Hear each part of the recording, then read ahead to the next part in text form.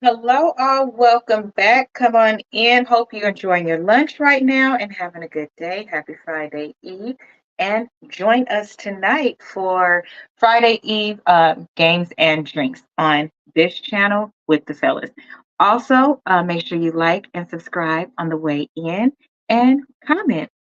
Let me actually make sure I turn the comments on. So today we are actually going to start with episode 46, and we are going to start with listening to Reesa speak herself. Excuse me, John, I'm tired. We gonna, I don't really like iPhone. Let's hope it works out. We gonna see what happens. iPhone sucks. Unless you want to sponsor me or send me money or make me rich. I'm sorry. I'm tripping. iPhone is amazing. Every phone is amazing. Here we go. Did I marry? So after the whole missing in action debacle where he disappeared for a couple of weeks, he then started calling and texting me, telling me that he was ready to come home. Come home. Yes, you heard that correct. So apparently someone had told him that legally he did not have to leave the house when I kicked him out because it was a marital home and he had just as much right to be there as I did. So he started harassing and calling the shit out of me. He was calling, 30 times in 1 hour. He was Facebook Messenger calling me. Let me be clear. Facebook Messenger calling me. He was calling me so much. He was messaging me saying, I'm coming home. I'm going to get some money and drive up from Augusta. You have to let me in the house. It's not fair what you're doing. All this other bullshit. It was non-stop. He would start calling at 7 o'clock in the morning. He would not stop calling until 10 o'clock at night. He was calling so much, leaving messages, like I said, just straight up harassing me. We want to see the message. So I reached out to attorney friends. Local law enforcement informed me, well, technically, he's right because he is still legally your husband. Our divorce had not been finalized at this point. The paperwork had been sent in. I was just waiting on the judge to give me her signature, but it hadn't happened yet. So the local law enforcement did tell me if he comes back, our officers would have to let him in the house. You don't have to stay there. They gave me different options. I was trying everything in the book because he is saying I'm coming back to the house. I told him, do not come. You were not welcome. I'm not letting you in the house. Again, the locks have been changed. The code had been changed. So I told him, if you come to this house, step foot on this property, I'm calling the police and getting you arrested for trespassing. You should know about that. He was adamant. He was adamant that he was allowed back in the home. He didn't know the conversations I had with local law enforcement, but somebody was in his ear telling him, nah, you can go home because she's not allowed to Girl, Google. Okay. So I didn't know when he was scheduled to come because he was trying to get the money for the gas to get back to Clinton County. I tried everything I could. Basically, what my options were simple. Let him in the home, and I can stay in the home, put him in a room, just have no dealings with him. But again, I don't want to be under the same roof with him. This is what the local police told me. Right. I could have an officer go room to room and let his body cam film the room to see the condition of the house. And if Legion showed up, I would leave the house. I can go to a family member's home and stay there. This is literally in August, right before my lease is up. So I was already moving. I had already secured another home. Did exactly what I said I was going to do. Amen. Moving to Cobb County. So I just needed a couple of weeks before I vacate the home. So the other option was, again, have the officer film the home with the body camera. That way it shows what the condition of the home is at the time that he moved in. So if anything gets messed up, I can sue him. What am I going to sue him for? But nevertheless, or the third option is I can stay there with him and make life miserable. That's my So my plan was the option of have them film the home. I was not staying in the same house with him. No. I didn't care. Also, there was no guarantee, and I told the officer this. Look, if y'all allow him to stay in this house, I am telling you by tomorrow morning, every utility in this house will be off. He will have no running water. He will have no air conditioning. This place will feel like a sauna. He would have got good story. Officer kind of chuckled and was like, again, ma'am, I mean, this is one of those domestic situations. He is allowed in the home. Okay. So again, I had no idea when he was coming. I was on pins and needles every day. I'm seeing the phone ring, like I said, about 30 times every hour. I'm seeing the messages. I'm seeing this. I had reached out to a police captain. I had reached out to the chief of police. I was trying to get all kinds of help. Like, it ain't what you know, it's who you know. So he eventually tells me, I'm going to be there on Wednesday. This is just an example. I'm going to be there on Wednesday. I had been calling a police captain who was really gracious, really kind, and was trying to help me because I was like, bro, I just need 2 weeks and I'm out of this house. And we already knew he legally could not go to the new house. I was trying to see if I could move in early to the new place. The landlord was like, I really can't let you. So I felt like I was running out of options. He's saying he's coming. He's saying he's coming. He's adamant he's coming. I guess somebody felt sorry and gave him some gas money so he could drive from Augusta up to Clayton County. You gave him chicken nugget money. You felt sorry too. The day before all this goes down, the police captain called me. And he informs me that they ran his name through GCIC, which is the database that law enforcement agencies use. Turns out he has a warrant for his arrest. So the police captain says this changes everything. If he shows up to the house, don't do anything. Call us. I will have officers to your home, and they will simply arrest him. Okay. So I know that this is a short part, but I'm going to dedicate the next part to what happened when he showed up to my house. Okay, we'll talk later. So let me tell y'all what happened. Jesus. I try to tell the people this is what I don't understand. No, for real. And I'm probably going to clip this out and show it, right? Whether you're self-taught, educated people, let's say educated people, those of us that are educated with years of experience, have worked in a particular field, you don't listen to us, but a celebrity says something and you listen to them. And that celebrity has no formal training, no background, and quite possibly are speaking to you from their perspective of what they went through. But here's the thing. You have to trust that they are telling you all of the moving pieces that are involved, because there are things called caveats and nuances, especially in California, and in the South, because there are some places in the South that wherever you are, your spouse can be. If your husband leaves you and moves in with a woman, you can knock on that door and you are welcome in that home, because guess what? We are one.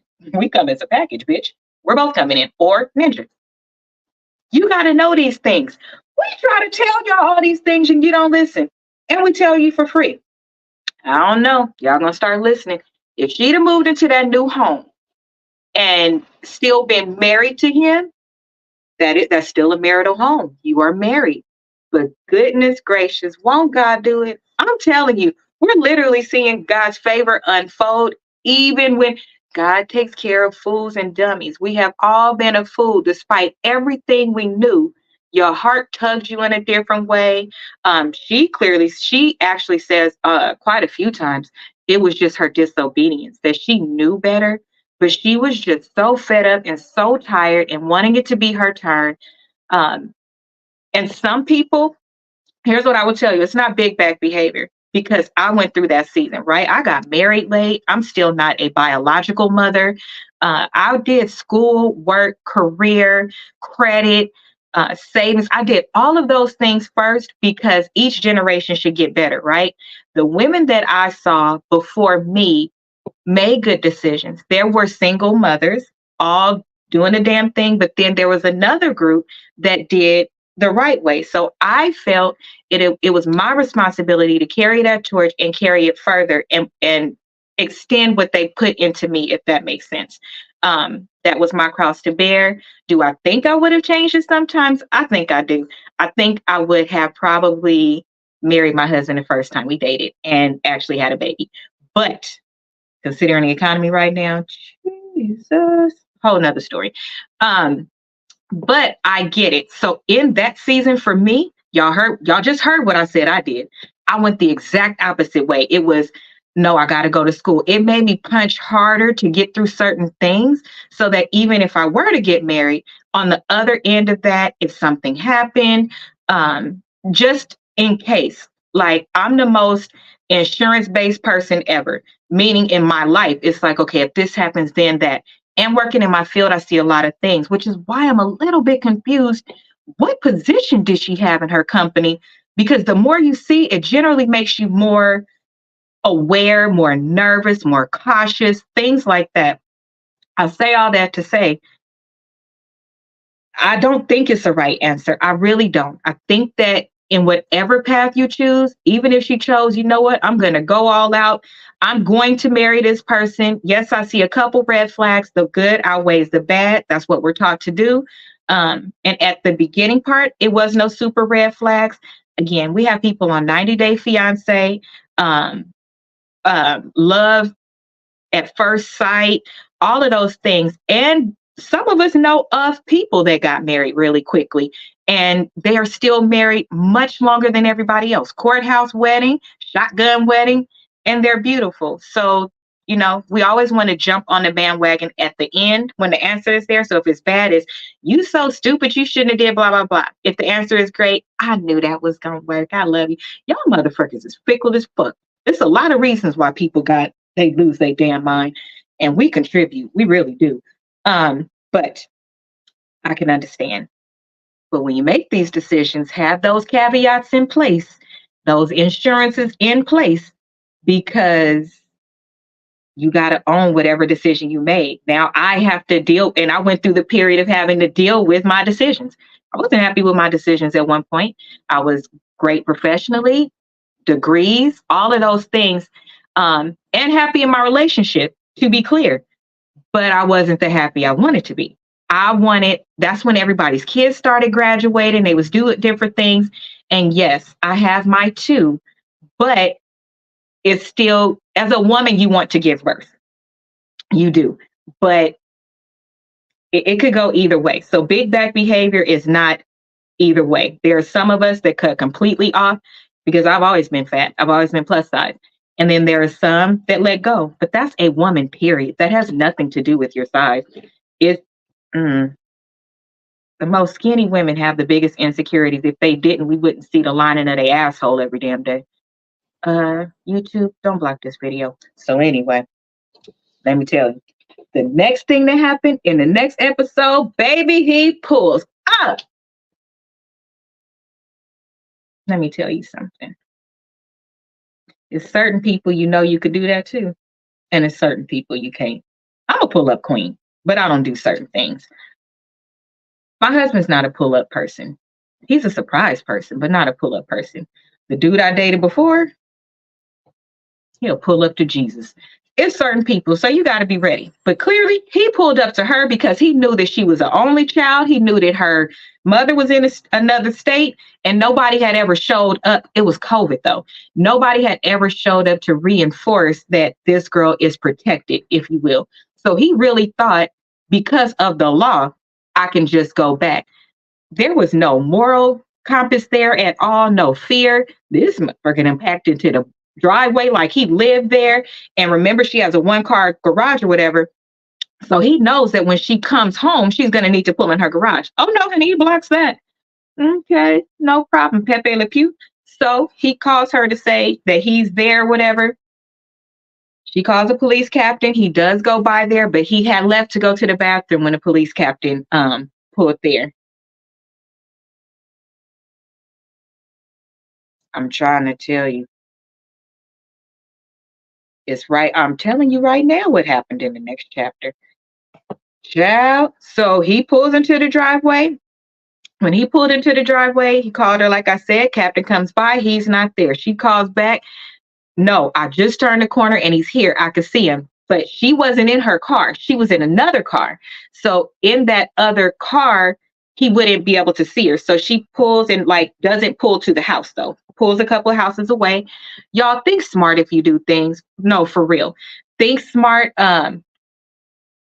Lexi, I'm telling you, this shit is crazy. You know, from the P, this would have never went down like this. But whatever.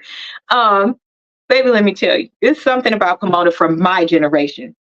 This shit wouldn't have went down. However, I would have got cussed out a long time ago if I was her from the people from the P. But so they when she calls, they're like, okay, we're sending 4 cars over. They do send 4 cars. They sent 4 cars right away. Never ever, not even till today. If I called you today and I had a real emergency, you would hop on a plane. That's how we love each other. But it's so many people on the ground, baby, and you don't know what they look like or where they're coming from. Stop running your mouth. That's what we're talking about right now. Protection. She did not drive to the house acting a fool, causing a scene. You still have your image, number one, matters. This is your neighborhood. It also matters your safety. If you pull up acting a fool, that person, you can't tell somebody, you not going to do this to me. You could prevent it happening again.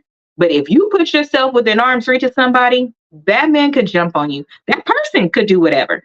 She didn't do that. Smart girl.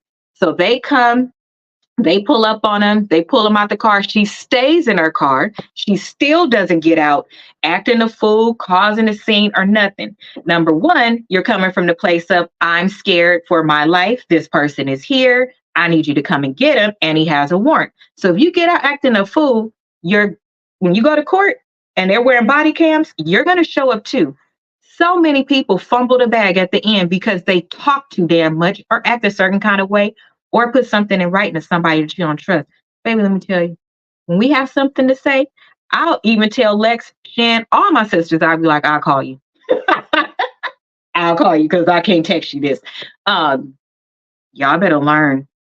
AI ain't the problem. You the damn problem. You talk too much. So he says, they put him back in the car after they, put the stuff on him because they pulled him out of his car.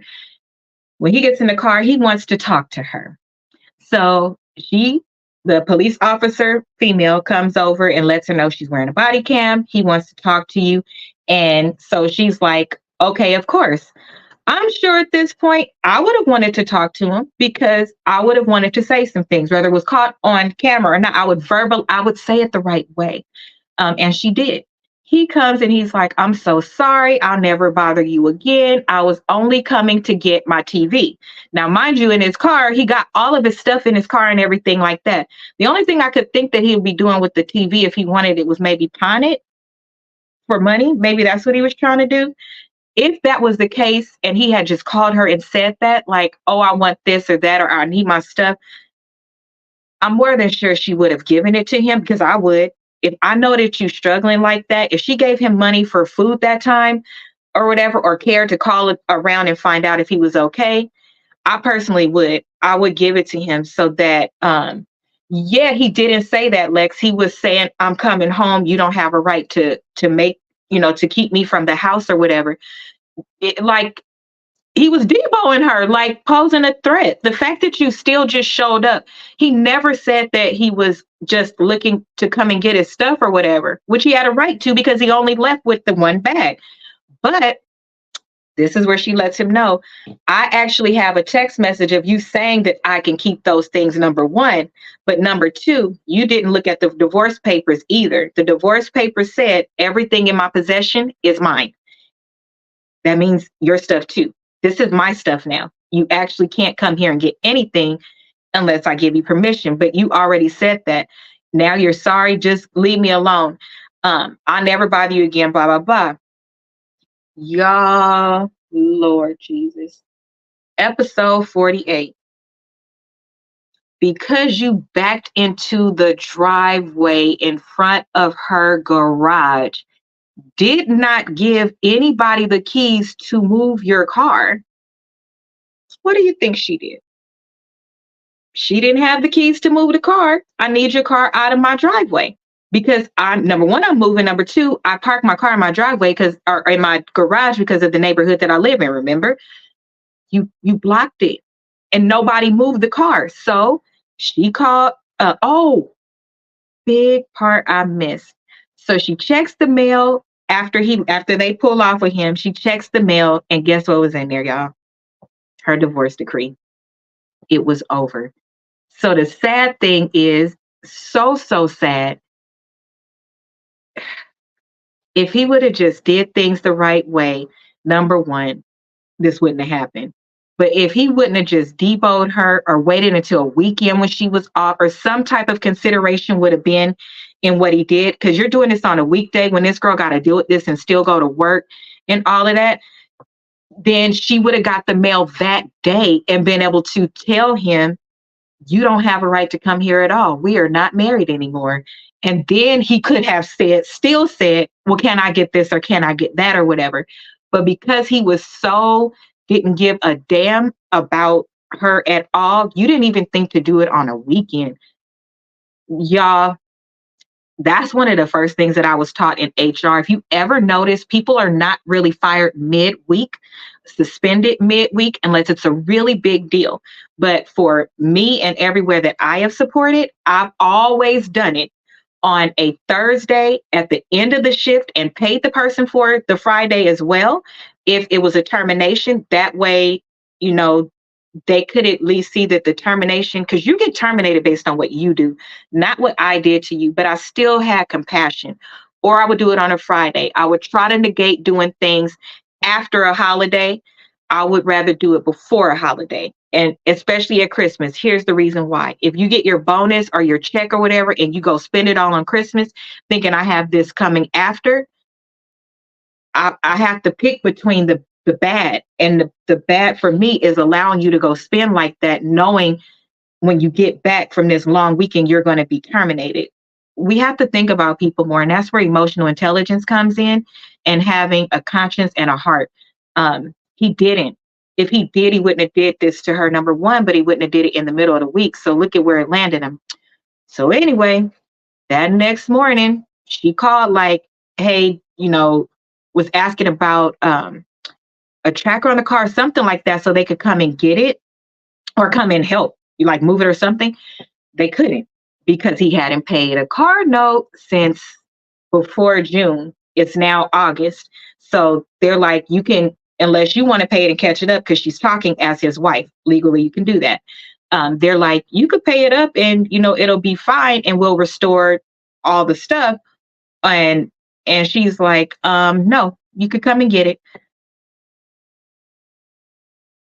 I don't know. I'm on the fence with this one. And this is where I got issues. And I can admit it.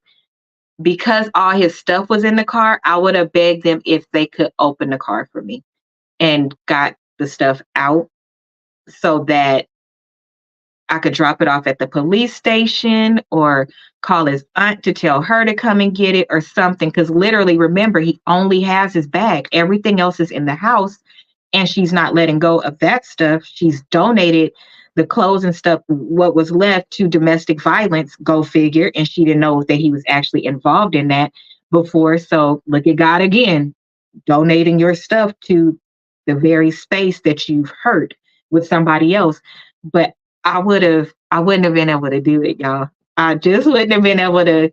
The car, okay, maybe the car, because I'd have been really angry, like on a high. But the clothes, and you literally only had the clothes on your back and your wallet, I probably would have asked if I can get the stuff out of the car, because I don't know. When you get a repossession, will they open it and let you get the stuff out?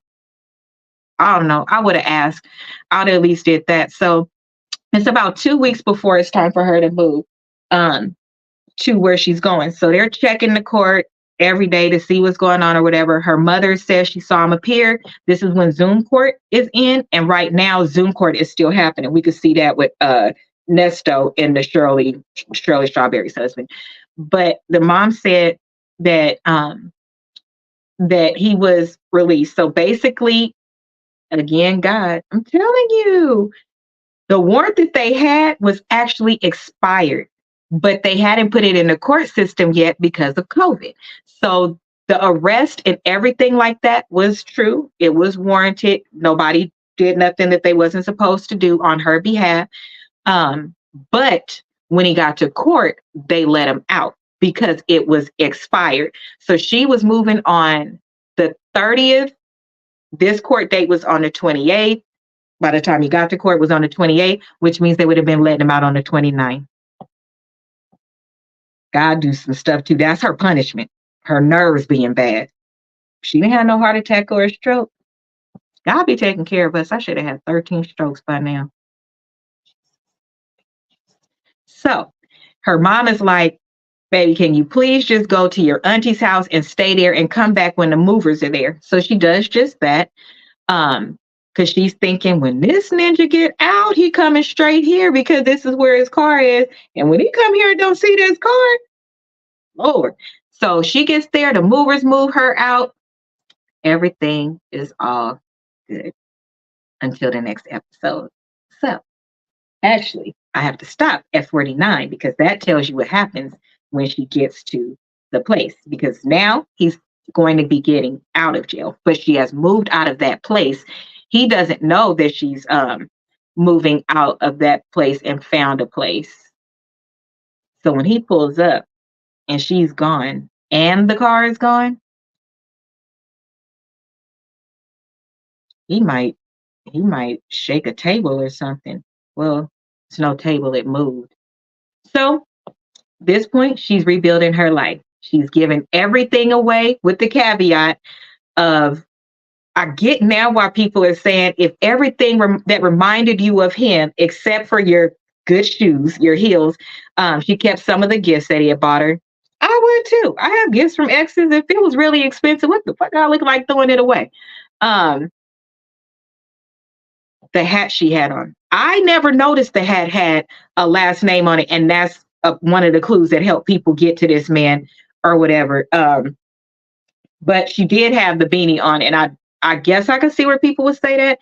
But hell, if it was just down in a part of your workout stuff or whatever, it was probably in the bottom of a drawer somewhere. Like, y'all be doing too much sometimes, I swear.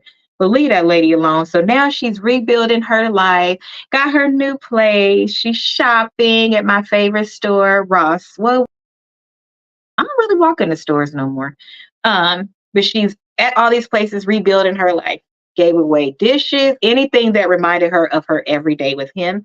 She anything that reminded her of her everyday with him, she went ahead and gave it away, and she is rebuilding. So on the next episode, we will find out, one, what are some of the things that he has said to rebuttal right now? If I can, I'm going to try my best to put together a compilation of the things that he said within his interviews that will make us laugh.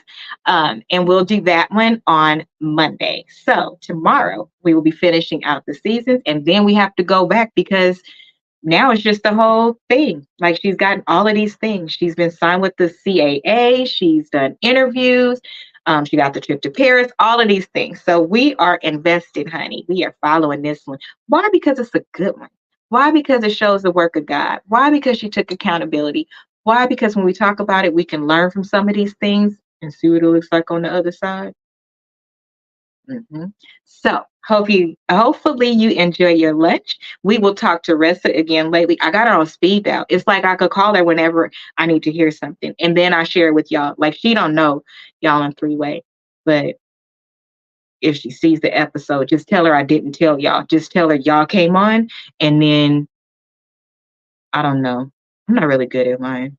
Fuck it, just tell her I called y'all. So that is it for today. I need to get back to work and then go and see my mother before I go live tonight. If you like, make sure you join us and bring a drink, child. End of the week, Friday Eve. We need a little rest and peace. Have a good day. Make sure you subscribe, like, and share. Bye bye.